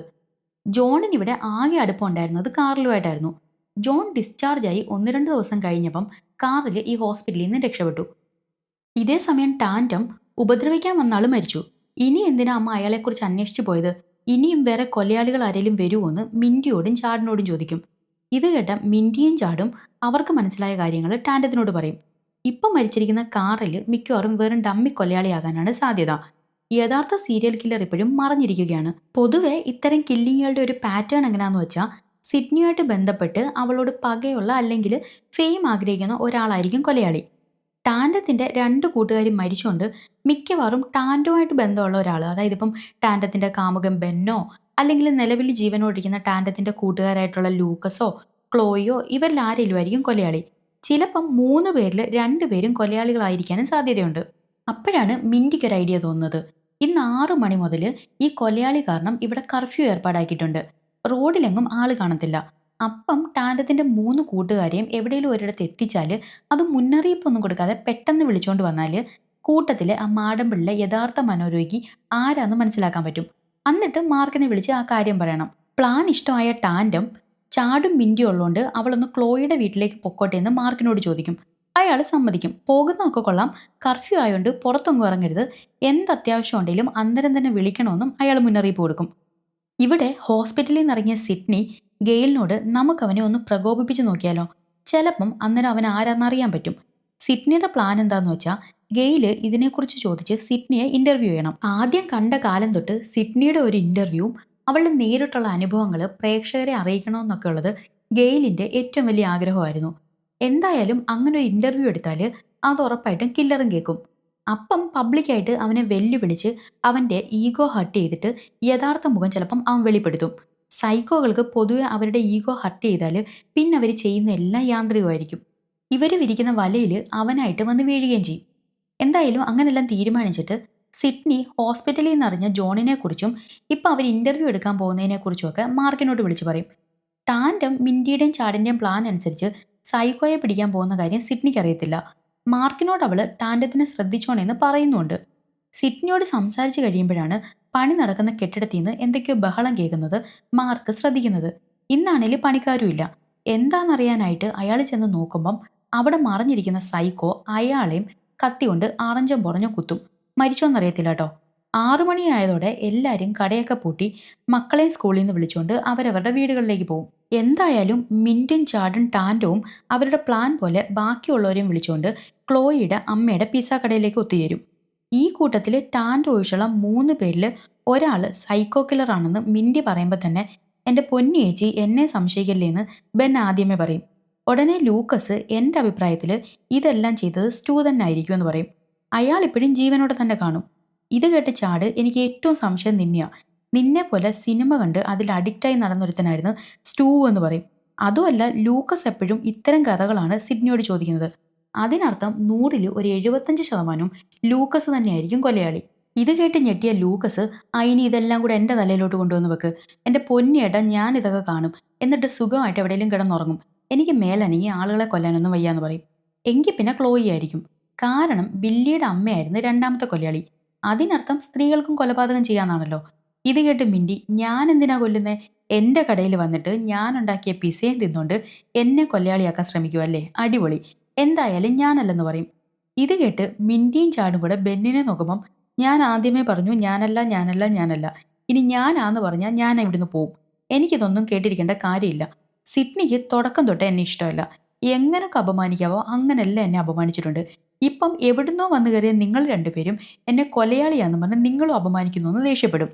അപ്പോഴാണ് മിൻറ്റി മറ്റൊരു തിയറി പറയുന്നത്. ഈ കൊലയാളി ചിലപ്പം സ്റ്റാബ് സിനിമകളുടെയും സിഡ്നിയുടെയും വലിയ ആരാധകനായിരിക്കും. സിഡ്നി ഇപ്പോൾ കുടുംബമൊക്കെ ആയിട്ട് ഒതുങ്ങിക്കൂടി കഴിയുന്നത് ആ കില്ലറിന് ഇഷ്ടപ്പെടുന്നില്ല. എല്ലാ വർഷവും വട്ടുപെരുത്ത് ഏതെങ്കിലുമൊക്കെ ആളുകൾ ഈ സിനിമകൾ കണ്ടിട്ട് സിഡ്നിയെ ആക്രമിക്കണം. എന്നിട്ട് സിഡ്നി അവരെ ഇല്ലാതാക്കണം. അത് പിന്നെ പുതിയ സ്റ്റാബ് മൂവിയായിട്ടും പുസ്തകങ്ങളും ഒക്കെ ആയിട്ട് ഇറങ്ങണം. എന്നിട്ട് ആ സ്റ്റാബ് ഫാൻ സൈക്കോയ്ക്ക് സന്തോഷിക്കണം. എല്ലാ വർഷവും മുഖംമൂടി ധരിച്ച് കില്ലറിനെ കൊല്ലുന്ന സ്റ്റാബ് ക്യൂൻ സിഡ്നിയെ കണ്ട് ആരാധന മൂത്ത് ഓരോ വർഷവും ഓരോ സൈക്കോകൾ ഉണ്ടാവണം. എന്നിട്ട് അവരും സിഡ്നിയെ ആക്രമിക്കാൻ വരണം. അങ്ങനെ ഇതൊരു സൈക്കിളായിട്ട് മാറണം. ചിലപ്പം ഈ തിയറിയും തെറ്റാൻ സാധ്യതയുണ്ട്. ഒരുപക്ഷെ ഇതൊന്നും ആയിരിക്കത്തില്ല. ചിലരെങ്കിലും വിശ്വസിക്കുന്നത് പോലെ സ്റ്റൂ മാർക്കർ തന്നെയായിരിക്കും എല്ലാത്തിൻ്റെയും പിന്നിലെന്ന് മിൻറ്റി പറയും. ലൈവ് പോഡ്കാസ്റ്റിനായിട്ട് ഗെയില് സഹായം ചോദിച്ചത് ലോക്കൽ റിപ്പോർട്ടറായിട്ടുള്ള ആ റൂബിയോടാണ്. അത് കണ്ടതും റൂബിയുടെ മനസ്സിലാണെങ്കിൽ ഒരു ബമ്പർ അടിച്ച പ്രതീതിയാ. ആള് ഭയങ്കര ഹാപ്പിയായിട്ട് അവർക്ക് വേണ്ടതെല്ലാം സ്റ്റുഡിയോയിൽ സെറ്റ് ചെയ്ത് കൊടുക്കും. അങ്ങനെ ഇന്റർവ്യൂ തുടങ്ങും. ഈ ഇന്റർവ്യൂ ടാൻഡോവും കൂട്ടുകാരും കടയിൽ ടി-വിയിൽ കാണുന്നുണ്ട്. സിഡ്നി കൊലയാളിയോട് നീ മിടുക്കനാണെങ്കിൽ ഇപ്പൊ ലൈവിൽ വാ, പേടിച്ചെന്തിനാ മൂലക്കിരിക്കുന്നതെന്നൊക്കെ വെല്ലുവിളിക്കും. നിന്റെ ഉദ്ദേശം എന്താന്നൂടി ജനങ്ങളൂടെ പറ, അവരും കൂടെ കേൾക്കട്ടെ. പക്ഷെ എന്തൊക്കെ പറഞ്ഞിട്ടും ഈ കൊലയാളി വിളിക്കുന്നില്ല. ഞാൻ നേരത്തെ പറഞ്ഞില്ലേ, മൈക്ക് കയ്യിൽ കിട്ടിക്കഴിഞ്ഞാൽ എന്തേലുമൊക്കെ ഞൊരപ്പ് ചോദ്യങ്ങൾ ഗെയിലിന്റെ വായിന്ന് വരും. അവൾ അതുപോലെ തന്നെ സിഡ്നിയോട് നിനക്ക് 3 മക്കളില്ലേ, കുഞ്ഞു പിള്ളേര്, അവര് രണ്ടുപേരും ഇപ്പൊ എവിടാന്നൊക്കെ ചോദിക്കും. ഇത് കേട്ട് സിഡ്നിക്ക് ആ ചോദ്യം ഒട്ടും ഇഷ്ടപ്പെടത്തില്ല. നീ എൻ്റെ കുഞ്ഞു പിള്ളേരെ കൂടെ ഈ അപകടത്തിൽ പെടുത്താനാണോ ശ്രമിക്കുന്നതെന്ന് അവൾ തിരിച്ചു ചോദിക്കും. പിന്നീട് സിഡ്നിയോട് ടാൻഡം എന്ന കൂട്ടുകാരി ഓർത്തിട്ടാണോ മോക്ക് ആ പേരിട്ടേന്ന് ചോദിക്കും. ടാൻഡം എന്ന സിഡ്നിയുടെ കൂട്ടുകാരിയുടെ കാര്യം ഗെയില് മനഃപൂർവ്വം ആ സ്റ്റൂ മാച്ചർ എന്ന കൊലയാളിയെ പ്രവോക്ക് ചെയ്യാനായിട്ട് ചോദിച്ചതാ. കാരണം ടാൻഡം റെയ്ലി സ്റ്റൂ മാച്ചറിന്റെ കാമുകിയായിരുന്നല്ലോ.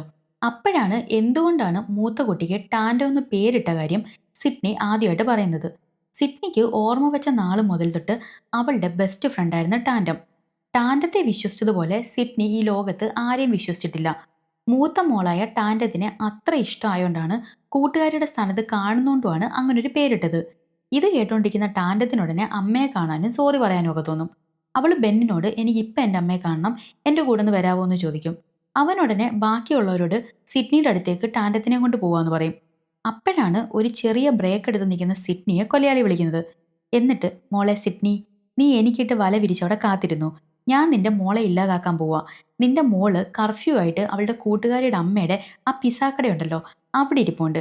ഞാൻ അതിന്റെ വാതിലിൽ തന്നെ നിപ്പുണ്ട്. അപ്പം നീ ഇവിടുന്ന് ഇതൊക്കെ നാട്ടുകാരോട് പറഞ്ഞുകൊണ്ടിരുന്നോളാൻ പറയും. ഇത് കേട്ട് സിഡ്നി ഗെയിലിനോട് പോലും പറയാതെ ടാൻഡത്തിനെ രക്ഷിക്കാനായിട്ട് കാറിനടുത്തേക്ക് പോയി നോക്കുമ്പം അതാരാണ്ട് കേടാക്കിയിട്ടിരിക്കുക. അതോടെ മാർക്കിനെ വിളിക്കുമെങ്കിലും കോൾ എടുക്കുന്നില്ല. അവള് പെട്ടെന്ന് ടാൻഡം നിൽക്കുന്നിടത്തേക്ക് ഓടും. സിഡ്നിയെ കാണാനായിട്ട് ബെന്നിനൊപ്പം കാറിലേക്ക് കയറിയ ടാൻഡം അവന്റെ ലാപ്ടോപ്പ് എടുത്തു നോക്കും. അതില് സ്റ്റൂവിന്റെ ഡീപ് ഫേക്ക് വീഡിയോ അവൻ ക്രിയേറ്റ് ചെയ്തിരിക്കുന്നത് കാണും. അപ്പം നീ ആയിരുന്നല്ലേടാ കൊലയാളിയെന്നും പറഞ്ഞിട്ട് ടാൻഡം ആ ലാപ്ടോപ്പ് എടുത്ത് അവന്റെ മുഖത്തിനിട്ടൊന്ന് കൊടുത്ത് ബോധം കെടുത്തിയിട്ട് ഇറങ്ങി ഓടാൻ നോക്കുമ്പം അവിടെ റോഡിൽ വേറൊരു കൊലയാളി നിൽക്കുന്നു. ഇതോടെ ബെൻ അല്ല കൊലയാളി എന്ന് നമുക്ക് മനസ്സിലാവും. പക്ഷെ ഇനി പറഞ്ഞിട്ട് കാര്യമൊന്നുമില്ലല്ലോ. അപ്പോഴാണ് ചാടിന് ഇനി അഥവാ കൊലയാളി ബെന്നാണേല് അവനൊപ്പം ടാൻഡത്തിനെ തനിയെ വിട്ടത് അപകടമാണല്ലോ എന്നുള്ള കാര്യം ഓർമ്മ വരുന്നത്. ടാൻഡത്തിനടുത്തേക്ക് പോകാമെന്ന് പറഞ്ഞ് ഇവർ ഇറങ്ങുമ്പം വാതിൽ പുറത്തുനിന്നാരോ പൂട്ടിയേക്കുക. ഈ സമയം കിച്ചണിലേക്ക് പോയ ക്ലോയി അവിടെ ശബ്ദം കേട്ട് നോക്കുമ്പോഴാണ് പെട്ടെന്ന് ലൈറ്റ് അണയുന്നത്. ആ ഇരുട്ടില് അവളെ നോക്കി നിൽക്കുന്ന സൈക്കോയെ ക്ലോയി കാണും. അവൾ ഒരുവിധം അവന്റെ കണ്ണിൽ പെടാതിരിക്കാൻ നോക്കുമെങ്കിലും ഇവിടെ ഒളിച്ചിരിക്കുവാണോടി കള്ളിപ്പെണ്ണയെന്നും പറഞ്ഞ് കൊലയാളി അവളെ ആക്രമിക്കും. എങ്കിലും കിട്ടിയ 2-3 തല്ല് അവൾ തിരിച്ചു കൊടുക്കുന്നുണ്ട്. എങ്ങനെയും പുറത്തിറങ്ങാൻ നോക്കുമ്പോഴാണ് അടുക്കളയിൽ ചാടും മിണ്ടിയും ആ ശബ്ദം കേൾക്കുന്നത്. സൈക്കോയുടെ കയ്യിൽ പെടാതെ ഒളിച്ചിരിക്കുമ്പോഴാണ് പുറകിലാരോ നിൽക്കുന്നതായിട്ട് ക്ലോയ്ക്ക് തോന്നുന്നത്. അവള് കയ്യിലിരിക്കുന്ന കത്തി വെച്ച് ആ പുറകിൽ നിൽക്കുന്ന ആളുടെ നെഞ്ചു നോക്കി കുത്തുമ്പം അന്നേരമാണ് അത് ചാടാണെന്ന് മനസ്സിലാവുന്നത്. എന്നാൽ ചാടിന്റെ പുറകിൽ കൊലയാളി നിപ്പുണ്ടായിരുന്നു. അവൻ ആ കത്തി ഒന്നുകൂടെ ചാടിന്റെ ദേഹത്തേക്ക് കുത്തി കയറ്റും. ചാടിനെ കുത്തിയ സൈക്കോയെ മിണ്ടി അടിച്ചിടും. എന്നാൽ അവൾക്കും വയറ്റിൽ കുത്തു കിട്ടുന്നുണ്ട്. ആക്രമിക്കാൻ വന്ന കൊലയാളിക്ക് കയ്യിൽ കിട്ടിയ കട്ടിംഗ് ബോർഡ് വെച്ച് ഒരെണ്ണം കൊടുത്തിട്ട് അടുക്കളയിൽ നിന്ന് ക്ലോയി ഇറങ്ങുമ്പോഴാണ് മുള്ളാൻ പോയ ലൂക്കസ് അവിടേക്ക് വരുന്നത്. അകത്ത് കൊലയാളി ഉണ്ടെന്ന് ക്ലോയി പറയുമ്പം പേടിക്കണ്ട, അവനെ എങ്ങനെ കീഴ്പ്പെടുത്തേണ്ടതെന്നൊക്കെ എനിക്കറിയാമെന്നും പറഞ്ഞ് ലൂക്കസ് കാവടി തുള്ളി അകത്തേക്ക് പോകും. പിന്നെ നമ്മൾ കാണുന്നത് കില്ലറിന്റെ കുത്തേറ്റ് മാരകമായിട്ട് പരിക്ക് പറ്റി ക്ലോയിയുടെ ദേഹത്തേക്ക് വീഴുന്ന ലൂക്കസിനെയാണ്. എന്നിട്ട് അയാൾ ക്ലോയിയെയും പിടിക്കും. അവള് രക്ഷപ്പെടാൻ ഒരുപാട് ശ്രമിക്കുന്നുണ്ടെങ്കിലും അവസാനം കില്ലർ അവളെ കൊല്ലും. മാരകമായിട്ട് കുത്തുകൊണ്ടെങ്കിലും ലൂക്കസ് മരിച്ചിട്ടില്ലായിരുന്നു. അവനെ വളരെ ക്രൂരമായിട്ട് അവിടെ നിൽക്കുന്ന ഒരു കൂർത്ത കമ്പിയിൽ ഈ കില്ലർ കുത്തി നിർത്തും. 2 കില്ലർമാരുണ്ട് കേട്ടോ. അതിലൊരാള് ഇപ്പൊ ടാൻഡത്തിന്റെ പിന്നാലെ ഓടുന്നതും രണ്ടാമത്തെ ആള് ഇപ്പൊ ഇവിടെ ഇനി പിള്ളേരെ ആക്രമിക്കുന്നതും. കർഫ്യൂ ആയതുകൊണ്ട് കടയിലോ റോഡിലോ ഒന്നും ഒറ്റ കുഞ്ഞില്ല. ഇതിനിടെ കയ്യിൽ കിട്ടിയൊരു കടയുടെ ബോർഡ് എടുത്ത് ടാൻഡം കൊലയാളിയുടെ തലക്കിട്ടൊന്ന് കൊടുക്കും. ഒരു കാര്യമില്ല. ഈ ഓട്ടം കണ്ടപ്പം എനിക്ക് തോന്നിയത് ഈ ടാൻഡം നമ്മുടെ നാട്ടിലൂടെങ്ങാനുമായിരുന്നു ഈ കർഫ്യൂ സമയത്ത് ഓടിയിരുന്നേല് ഏതേലുമൊക്കെ നാട്ടുകാരെ രക്ഷിച്ചേനെ. ഇവിടൊക്കെ കർഫ്യൂ പ്രഖ്യാപിച്ചാൽ ആ കർഫ്യൂ എങ്ങനെ ഉണ്ടെന്ന് അറിയാൻ വേണ്ടിയിട്ട് കുറഞ്ഞത് ഒരു 10-15 പേര് റോഡിൽ കാണും. പിന്നെ അത് റിപ്പോർട്ട് ചെയ്യാനായിട്ട് ഒരു 5-6 പത്രക്കാരും കാണും. ഓടി ഓടി ഒരിടത്ത് ടാൻഡം മറിഞ്ഞിരിക്കുമ്പോഴാണ് ബെൻ അവിടേക്ക് വരുന്നത്.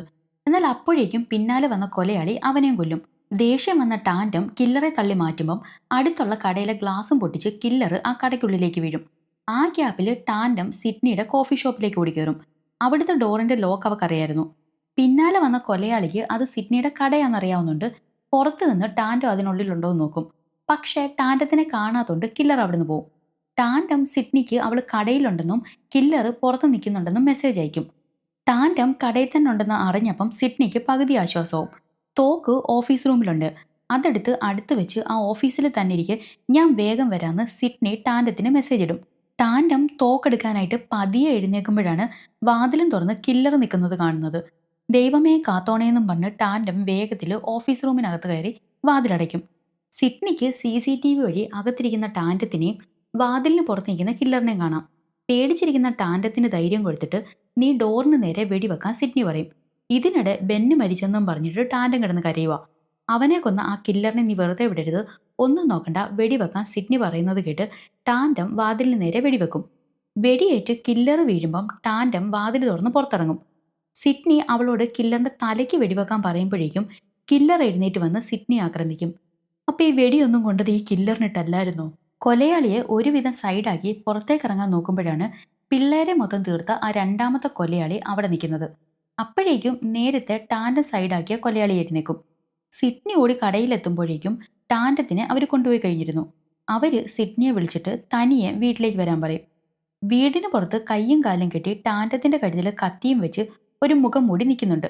രണ്ടാമത്തെ മുഖംമൂടി നേരത്തെ അവർ ആക്രമിച്ച മാർക്കില്ലേ, ആ മാർക്കിനെ പ്ലാസ്റ്റിക് കവറിലാക്കി കൊണ്ടുവരും. ഭാഗ്യത്തിന് മാർക്ക് മരിച്ചിട്ടില്ല കേട്ടോ. അപ്പോഴാണ് ടാൻറ്റത്തിന്റെ അടുത്ത് നിൽക്കുന്ന കൊലയാളി മാസ്ക് മാറ്റുന്നത്. അത് കാറിൽ കിടന്ന ഹോസ്പിറ്റലിലെ സൂപ്പർവൈസറായിട്ടുള്ള മാർക്കോയാണ്. എന്നാൽ രണ്ടാമത്തെ കൊലയാളിയെ കണ്ടിട്ടാണ് സിഡ്നി ഞെട്ടുന്നത്. സിഡ്നി മാത്രമല്ല, കണ്ടു നിന്ന് ഞാനും ഒന്ന് ഞെട്ടി. ലൂക്കസിന്റെ അമ്മ ജെസീക്കയാണ് ആ രണ്ടാമത്തെ കൊലയാളി. ഇപ്പൊ നടക്കുന്ന ഈ കൊലപാതകങ്ങളുടെ എല്ലാത്തിന്റെയും ബ്രെയിൻ ജെസീക്കയാണ്. ഈ മാർക്കോ ഒരു AI എക്സ്പേർട്ട് ആണ് കേട്ടോ. അങ്ങനാണ് ഇവർ സ്റ്റൂ മാച്ചന്റെ ഡീപ് ഫേക്ക് വീഡിയോ ഉണ്ടാക്കിയത്. ഇവരെന്തിനാ ഇതൊക്കെ ചെയ്തതെന്നറിയാവോ? നേരത്തെ മിഞ്ചു ഒരു തിയറി പറഞ്ഞില്ലേ, കൊലയാളി ചിലപ്പം സിഡ്നിയുടെ കടുത്ത ആരാധകനായിരിക്കും. അവർക്ക് എല്ലാ വർഷവും സിഡ്നി ഇങ്ങനെ ഓരോ മുഖംമൂടിക്കാരെ കൊല്ലുന്നത് കാണണമെന്നൊക്കെ. സംഭവം അത് തന്നെ. ജെസീക്കയും മാർക്കും സിഡ്നിയുടെ കഥകളുടെ കടുത്ത ആരാധകരാണ്. സിഡ്നി അവളെ ആക്രമിക്കാൻ വരുന്നവരെ കൊല്ലുന്നത് കണ്ട് ഇൻസ്പയർഡ് ആയിട്ട് ജെസീക്ക എപ്പോഴും ജെസീക്കയെ ഉപദ്രവിച്ചുകൊണ്ടിരുന്ന അവളുടെ ഭർത്താവിനെ ആരും അറിയാതെ കൊല്ലും. എന്നാൽ കുടുംബമൊക്കെ ആയതോടെ സിഡ്നി എല്ലാത്തിൽ നിന്നും ഒഴിഞ്ഞു മാറിയിട്ട് ഇവിടെ ഈ പെൻഗ്രോവിൽ വന്നതോടെ ജെസീക്കയ്ക്ക് അവളുടെ കഥകളൊന്നും കേൾക്കാൻ പറ്റാതെ ആകെ ഡിപ്രഷനാവും. അതിന്റെ ചികിത്സയ്ക്ക് അവൾ പോയത് മാർക്കോടെ ഹോസ്പിറ്റലിലായിരുന്നു. രോഗമെല്ലാം മാറിയപ്പം ജെസീക്ക സിഡ്നിയോടുള്ള ആരാധന കൊണ്ടാണ് അവൾ താമസിക്കുന്ന വീടിനടുത്ത് തന്നെ താമസിക്കാൻ വന്നതും സിഡ്നിയുടെ സുഹൃത്താവുന്നതും. സിഡ്നിയെ വീണ്ടും സ്ക്രീം ക്യൂനാക്കാൻ വേണ്ടിയിട്ടാണ് ജെസീക്കയും മാർക്കോയും സ്വയം അങ്ങ് കൊലയാളികളാവാൻ തീരുമാനിച്ചത്. അതിനായിട്ടാണ് ഇതെല്ലാം ചെയ്തത്. ഇതെല്ലാം ചെയ്യുന്നത് സ്റ്റൂമാച്ചർ ആണെന്ന് വന്നു കഴിഞ്ഞാൽ സിഡ്നി അയാളെ ഇല്ലാതാക്കാൻ ശ്രമിക്കും. അങ്ങനെ സിഡ്നി ഇവരെ കൊല്ലും. അത് വീണ്ടും അടുത്ത സ്റ്റാപ്പ് സിനിമയാകും.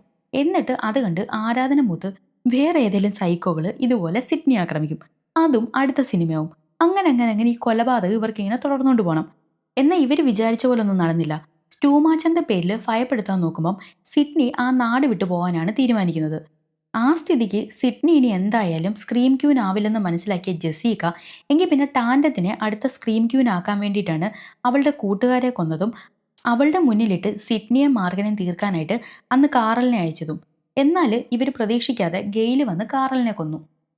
ഇനിയിപ്പം ടാൻറ്റത്തിന്റെ മുന്നിൽ വെച്ച് സിഡ്നിയെ മാർഗനെയും കൊന്നിട്ട് ഇവർ രക്ഷപ്പെട്ട ടാൻറ്റോ എന്തായാലും അടുത്ത സ്ക്രീൻ ക്യൂനായിട്ട് മാറി പ്രതികാരത്തോടെ ഇവരെ കൊല്ലാൻ നടക്കും. പിന്നെ അതൊരു സിനിമയാവും.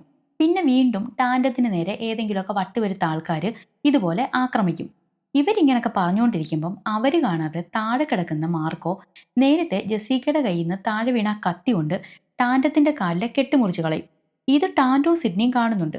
ജെസീക്കയുടെ ശ്രദ്ധ മാറ്റാനായിട്ട് സിഡ്നി, നീ ഇങ്ങനൊക്കെ ചെയ്യുന്നത് ലൂക്കസ് അറിഞ്ഞാലോ, അവൻ എത്രത്തോളം വിഷമിക്കുമായിരിക്കും എന്നൊക്കെ ചോദിക്കുമ്പം സിഡ്നി ചിരിച്ചുകൊണ്ട്, ലൂക്കസോ? ഏത് ലൂക്കസ്? ലൂക്കസിനെയൊക്കെ ആദ്യമേ തട്ടി. പ്രസവിച്ചത് ഞാനാണേലും അവനെ കാണുമ്പം എനിക്ക് അവൻ്റെ അച്ഛനെ ഓർമ്മ വരും. അതുകൊണ്ട് അവനെ ഞാൻ തട്ടിയെന്ന് പറയും. ഇനിയിപ്പം ഇവരോട് സംസാരിച്ചിട്ട് ഒരു കാര്യവുമില്ല. കാരണം ജെസീക്ക അമ്മാതിരി ഒരു സൈക്കോ തള്ളയാ. കാലിന്റെ കെട്ടഴിഞ്ഞ ടാൻഡം ജെസീക്കയെ ആക്രമിക്കുമ്പം പുറകിൽ ഒളിപ്പിച്ചു വെച്ച തോക്കെടുത്ത് സിഡ്നി മാർക്കോടെ തലക്കിട്ട് പൊട്ടിക്കും. അയാൾ മരിക്കും. ജെസീക്ക ആ പണി നടക്കുന്നില്ലേ അവിടേക്ക് ഓടി രക്ഷപ്പെടും.